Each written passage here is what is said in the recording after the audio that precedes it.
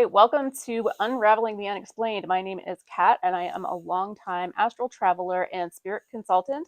This is my brother John, longtime Hello. fan of the paranormal. Yep.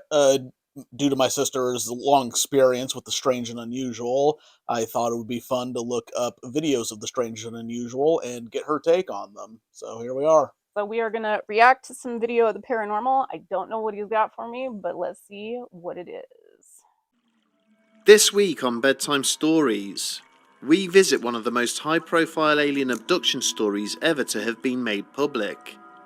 We will examine the astounding testimony of those involved, as well as independent evidence which has surfaced in the years since, which seems to support their claims. Join us as we delve into the disturbing circumstances of the Pascagoula incident. Pascagoula. Thanks to Surfshark for sponsoring this episode. Some towns have such interesting names. Pascagoula.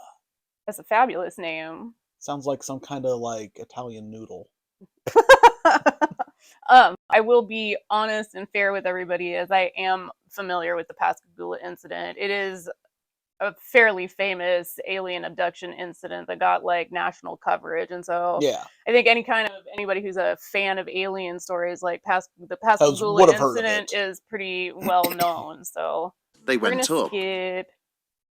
But I do love Bedtime Stories as a channel. We will link this video in the description. Please go watch the video. Please check them out. They're filled with absolutely excellent stuff. Love it.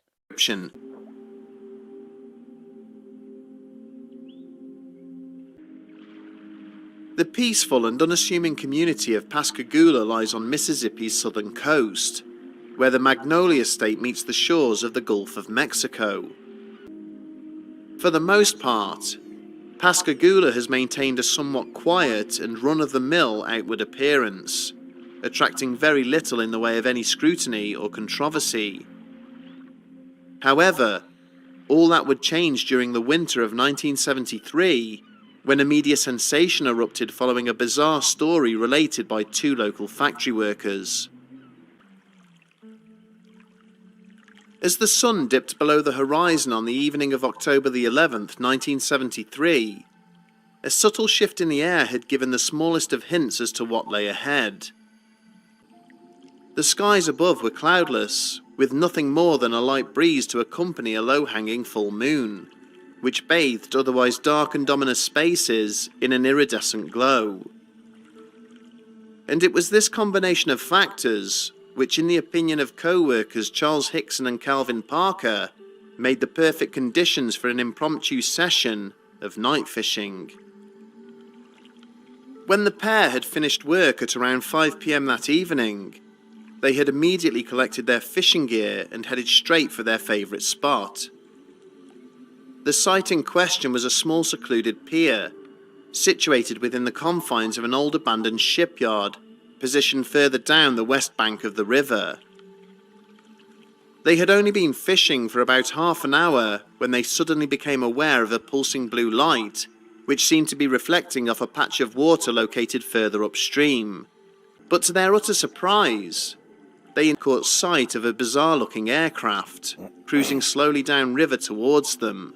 Now, I will point out just briefly, because it'll matter later when we talk about this, what I've said before about certain nighttime activities, water running by, light hypnotic states, and things like that. We'll talk about it more later, but I'm just pointing out the scenario that these types of instances happen in most often. I mean, yeah, combined with the fishing, which is a fairly relaxing kind of activity. It's a meditative sort of thing, right?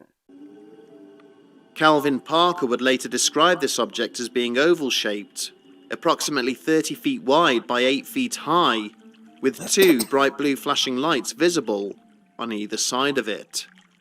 I guess, yeah, you might mistake that at a distance for an approaching As this strange object approached, the two men watched on in disbelief as it began to emit a series of soft and indistinct sounds, similar to that of whirring machinery.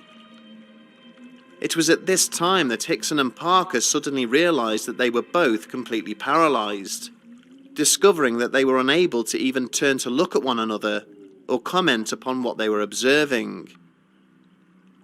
Having continued with its slow and deliberate progress along the surface of the water, the object now came to a stop a short distance away, suspended in the air, hovering silently above the fast-flowing waters beneath it.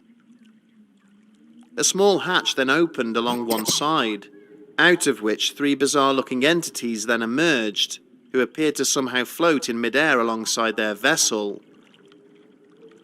As this trio began to drift over towards the two men, it was clear that they were far from human. Their bodies were broad and stocky, around 6 feet tall, with long thick legs and arms which terminated in crab-like pincers. They had no facial features to speak of, aside from 2 or 3 spikes which seemed to protrude from their heads. They also seemed to be dressed head to toe in rippled metallic suits. Now that is an unusual appearance. I was like going... even by alien standards. No. I was going to point out real fast, again, we'll bring it up and talk about it later, but I will point out the fishing / water setting and the crab-like pinchers. Right, so you think there's an influence on the appearance. Yeah. We'll talk again about how the human mind translates vibrations they're witnessing when they don't know what it is they're looking at. Normally these things happen on like a road at night or something, but this happens to be a water setting. So you're getting a slightly different reflection than you otherwise would have. Yeah, you're getting a slightly different translation of the vibration than normally you get, which makes it interesting. Moments later, these floating intruders came to a halt above the two immobilized men, slowly descending until they were hovering right in front of them. Without a sound, they took hold of the two fishermen using their pincer-like hands, effortlessly lifting them into the air as if gravity had ceased to be a factor. Hickson and Parker would both later describe feeling an eerie sense of calm as this took place, almost as if they had been drugged. Through the overwhelming euphoria they were now experiencing, the two friends realized they were traveling through the air just above the river's surface, towards the craft that the three entities had emerged from. Upon passing over the threshold of the open hatchway, they both immediately blacked out. It's also very common in these instances for people to get a sense of being paralyzed, being controlled, being unusually calm, not being able to move, and also to lose consciousness at some point. So that's a deliberate effect that's being put on them. Yeah. When Hickson and Parker later regained consciousness, they discovered they were now lying back on the wooden surface of the pier, with no sign of the strange craft or its occupants. Calculating that roughly 20 minutes had elapsed since they had first seen the vessel heading towards them, the two fishermen grabbed their belongings and quickly fled the shipyard. The pair then made their way to the Jackson County Sheriff's Office, where the bemused deputies on duty there had warily received their report. Unsure of how to proceed, these officers in turn contacted Sheriff Fred Diamond, who decided to make his way down to the station to gauge the truthfulness of the two complainants. Assessing their initial account, Diamond had suspected that the witnesses might be drunk, with Hickson having admitted to consuming whiskey in the immediate aftermath of the incident. I always find that to be a weird explanation. In sharp contrast, the young... Like, people don't hallucinate when they're drunk. And really, considering how often people drink and how many drunks you have on a regular basis, if drinking induced visions of aliens, you'd think you'd get a lot more reports of them. Yeah, certainly that's not a typical response to drinking. I think that there are certain kinds of conditions that are prone to things like mental conditions that are prone to something like that, that it's definitely recommended that people not drink because it may exacerbate the situation. However, I don't get the sense from a couple of whiskey drinking fishermen that that's a standard thing. I don't think they probably usually hallucinate on alcohol, and Yeah. and most people that's not Like I a said, I side just effect of that. find it a weird thing that like most authorities will immediately, when hearing something like that, be like, "Were you guys drunk?" Is Hmm. like, whether they were or not, how would that affect anything? Yeah. I think that most people start searching immediately for some way to discredit what they're saying. So I don't think it's even that anybody thinks being drunk would cause a hallucination like that. You're just looking for a reason to not have to take the report seriously or to discredit the account that you're being given, because it's way easier to do that than it is to have to investigate something like this, in my Right. opinion. The younger of the two men had remained silent throughout the interview, with Calvin Parker choosing not to engage at any point with the investigating officers. Poor thing. Diamond then suggested a brief rest period before stepping out. But unbeknown to the two men, he had left the microphones and tape recorders in the interview room running. Diamond had hoped that in secretly recording the men, he would then hear evidence that they had made the whole thing up in search of possible fame or notoriety. However, much to his surprise when he listened back to the tape, the two men talked candidly amongst themselves about what they had experienced and the parts of the encounter that they could remember. The terror in their voices was abundantly evident. The sheriff then decided to conduct a further interview with the intention of identifying inconsistencies within their first account. Diamond listened in silence as an animated Hickson suggested that their abductors must have used injections to pacify them, rolling up his shirt sleeves to reveal tiny intravenous marks on his arms.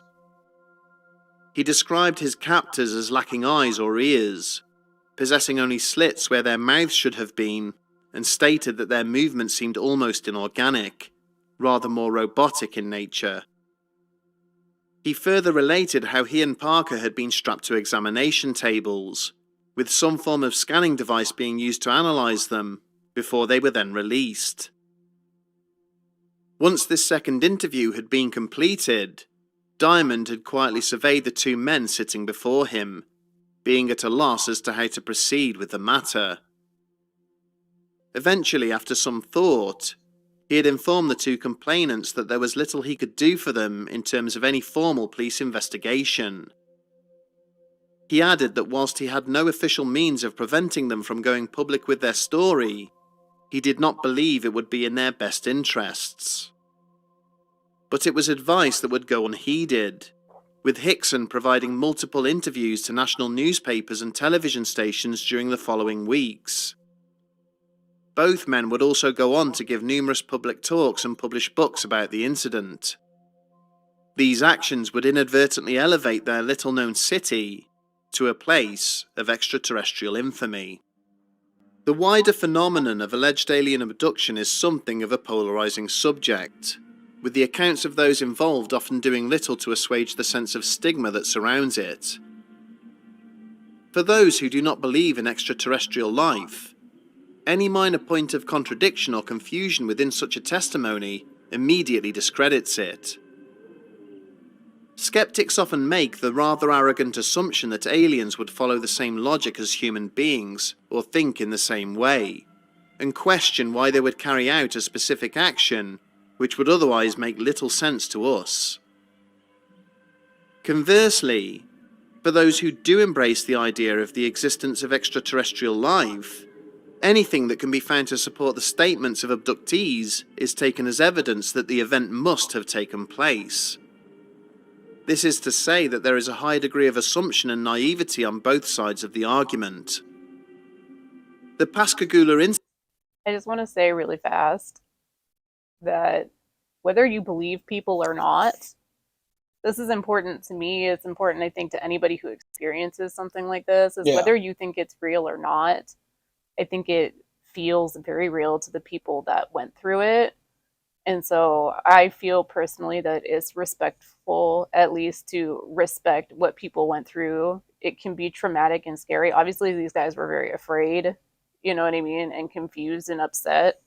So whether you think what they experienced was a hallucination or wasn't real or whatever, it still feels very real to the person and the many people out there who go through this kind of a thing.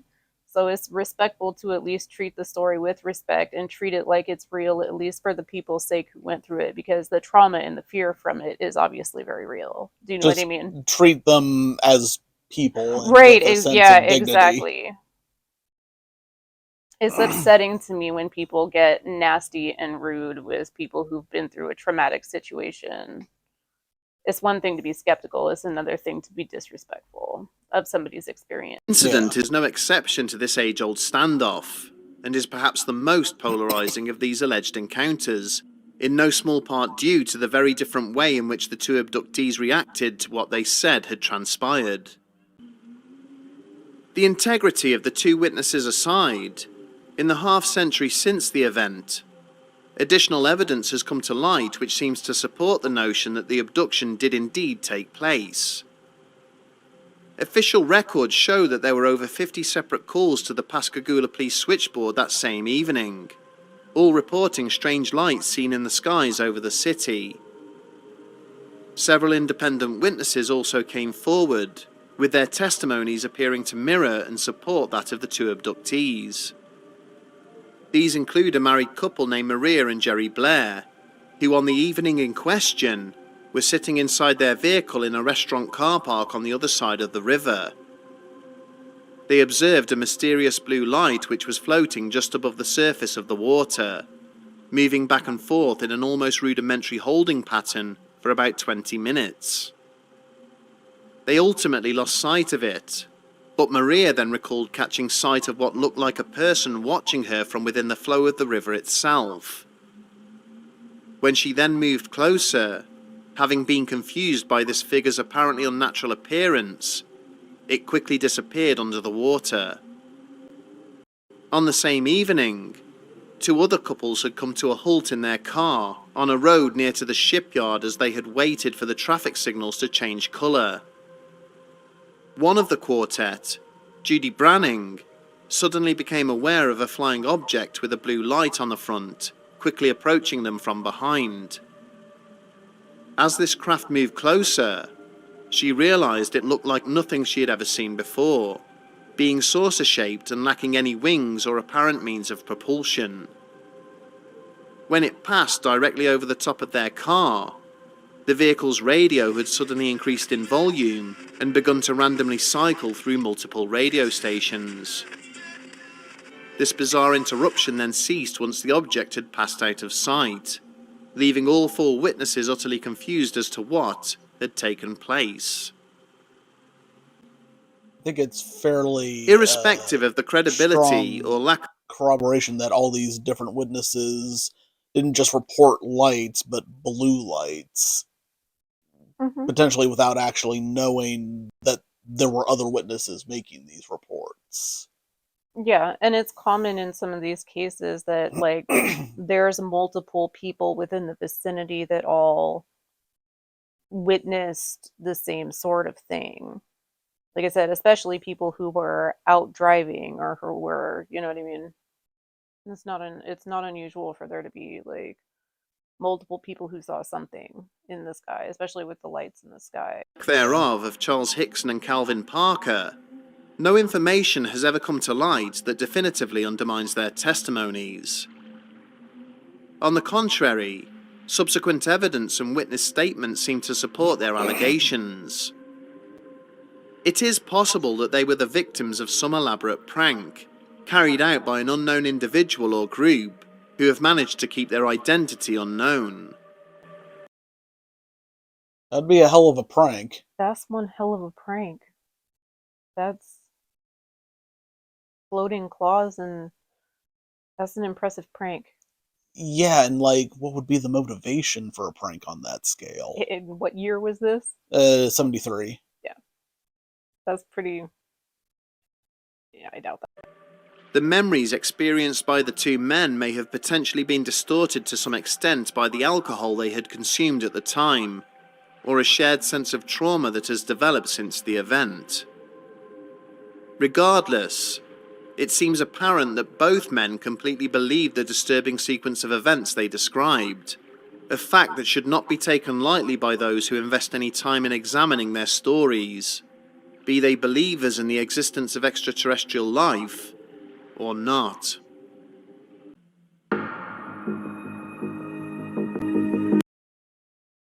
And I appreciate that and appreciate him for saying that. Yeah. Again, like I said, I feel like it's super important to respect people's experiences, regardless of whether you believe them or not. And before I get into talking too much about it, I feel like it's only fair to, like, full disclosure. Like I said in the beginning, I'm an astral traveler. I have been for a long time. I have met alien-like creatures. So, sorry, but believer. Seeing is believing. So, Me, myself, mostly a believer. I don't have the same experiences my sister has, at least not to the same degree. A couple of unusual things here and there, but I do think that it is very possible, if not likely, that there are various intelligences kind of checking our world out in one way or another. I see incidents like this, and there are just so many of them, so many different stories, just like this one, that it's harder, I think, to fully discount it. Though Kate certainly has her own take on what it all is. Well, yeah. And again, like I've met beings that operate like this. This is not an unstandard operating procedure in non-physical reality spaces, right? All of it. One of the things that's a hallmark to me of beings or entities that don't originate in a physical environment is the use of psychics or psychic abilities in order to subdue people. Where's the ray guns? Where's the blasters? They're not wielding weapons of any kind, because It's just that people suddenly find themselves paralyzed yeah, or calm or not moving. It's kind of the hallmark of non-physical reality, because there's no physical form, there's no reason for attack type weapons. So they don't have spears or ray guns or death rays, or there's nothing like that. Most of the accounts aren't anything like that. Usually what happens is that people get overpowered by a paralysis or a sense of calm. And I've had it happen to me where an entity, it's almost like you've been given some sort of calming truth serum. It does feel like you've been drugged. So if you're being asked questions or you're being interrogated or whatever the case may be, it's almost just like you're just answering questions on autopilot without the thought process that goes with them. I've also experienced the room, like you losing consciousness, or things fade to black. Like it's a common hallmark of non-physical entities to use a psychic energy field in order to control the situation, rather than using any kind of physical restraint or physical force or anything like that, because it's just not how they're used to operating. All right, now motivation. Why would they go to two fishermen at night to grab them for a while? And I think that what they're looking for when they're perusing a situation is people who see them. Again, it's a psychic field, right? So what they're seeking or finding out is people who see and notice them. They're interested in humans who have the capability of interacting, talking, and communicating with them in the way that they're used to. I would say that the vast majority of the human population at this time, what is the line from Beetlejuice? People tend to ignore the strange and unusual.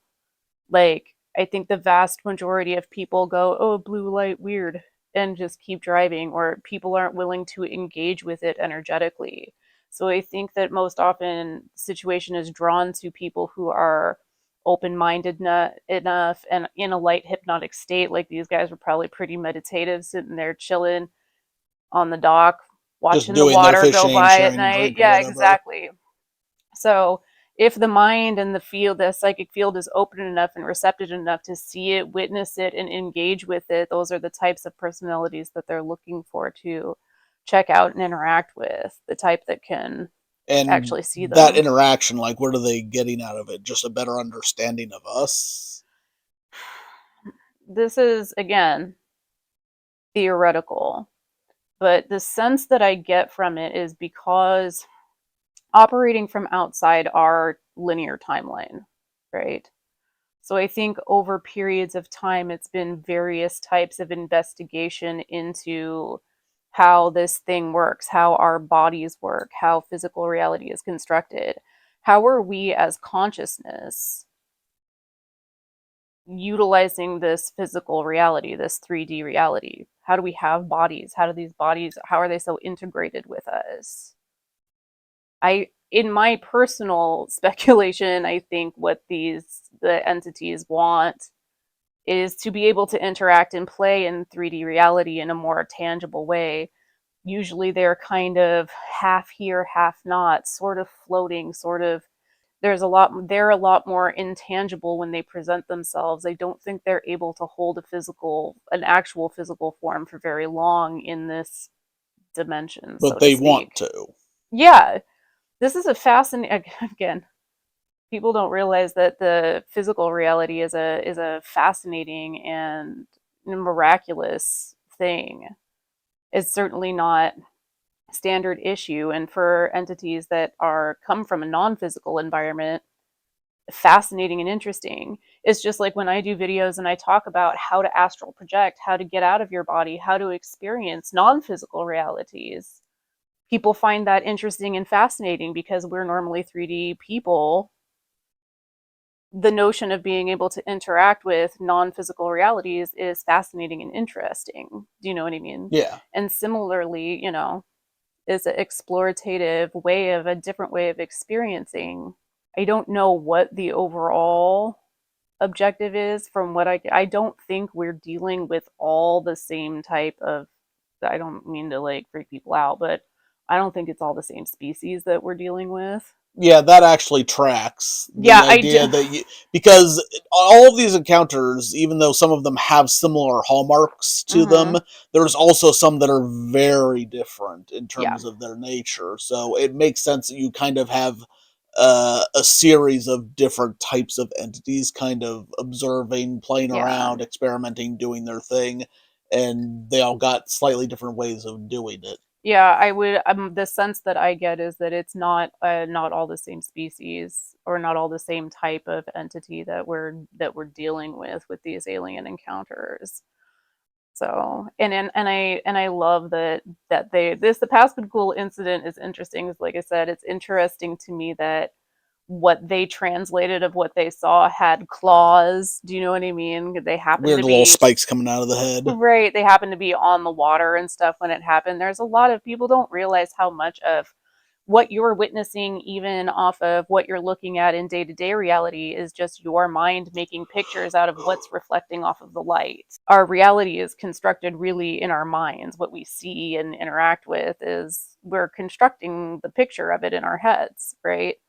And so when you come across something that doesn't track, you don't know what it is, you don't know how to interpret it, the mind starts to fill in blanks. And that happens with physical objects too. Like we Something tend you see out of your peripheral vision. correct, like we fill in the blanks on things we don't understand or can't see when there's not enough sense data there. Like we already know that the brain does that even in physical reality when there's something reflecting light off So of if an one object. encountered an energy or Hmm. as you call it, a vibration or some kind of entity where Hmm. our brain is not getting all the data it needs to process what that is, it'll start filling in blanks on its Hmm. own based on the person, their circumstances, environment, all of that. Right, right. What they saw first was light, and what they heard first was noise, a humming or a weird sound. Because they work in they're factory workers, they immediately identified with the sound of Machinery. machinery. And so now what they have is Something that came out that had metallic suits, kind of moved robotically. exactly, you can almost see it being constructed in their minds based on who they were already as people. It your brain will fill in the blanks based off of what you know and what your pre sort of, what do I want to call it, conditioned, Conceptions, yeah, your preconceptions preconceptions. of what you're seeing and hearing. Which So this could also, because this is something we could get into with other videos. This also would explain why so many of them might appear as the Greys. You know, the big-headed, tiny-bodied little gray dudes. You know, yeah. it's such a popularized, talked about image that it gets into people's heads. So when someone encounters something like this and they think alien, bam, that's the projected image that they end up Well, and seeing. that's because the mind will, okay, so I've met what I guess you would call grays, right? And but I know what I'm in non-physical reality. When I'm not in my body and I'm out, I know what I'm witnessing is another personality, another consciousness, another entity, if you will. And so what I'm encountering vibration wise, the personality I'm interacting with is not physical. It's a non-physical personality. It is got broader perspective than I do, meaning this is an entity that knows more about what's going on than I do as a human. It is got the ability to process mentally a broader perspective. It knows more than I do. So what you kind of end up seeing is a non-physical, like a human enough consciousness that it's cognizant like we are, but it's not physical. So it's a scrawny little body with big eyes and a big head. It's just sort of the visual translation, do you know what I mean, Mm-hmm. of the type of personality, the information you're getting off of that personality. Yeah. That's just the visual that your mind makes. Oh. Anyway, that's my hot take on the Pascagoula incident. Let us know in the comments if you think I'm crazy, if you think there's something to it, if you've got theories, drop us a comment and let us know. Like I said, please check out this channel. Bedtime Stories is amazing. Absolutely fantastic We stuff. will leave the link in the description. Go check him out, like, subscribe. They've got a lot of great videos on that channel.